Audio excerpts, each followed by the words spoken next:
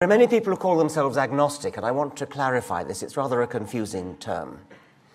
I put up here a scale of religiosity from 1 to 7, where 1 is, I know there is a God, and 7 is, I know there is no God, and we've got a scale of intermediate agnostic positions in between.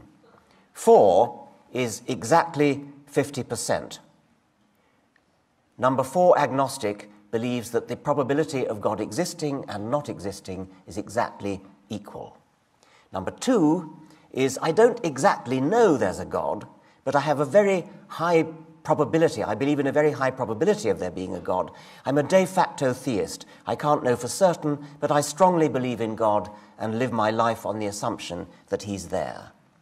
And number 6, at the other end, is somebody who believes there's a very low probability of God existing, but still not quite 0. I'm a de facto atheist. I can't know for certain, but I think God is very improbable, and I live my life on the assumption that he isn't there.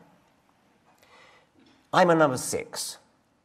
I'm an agnostic, but with the same level of belief in God as I have belief in fairies or unicorns. Bertrand Russell illustrated this with his parable of the celestial teapot. He pointed out that it is impossible to disprove the hypothesis that there is a china teapot in orbit around Earth, or around the Sun, between the orbits of Earth and Mars. We therefore all have to be agnostic about the teapot theory, but in practice we are all a-teapotists.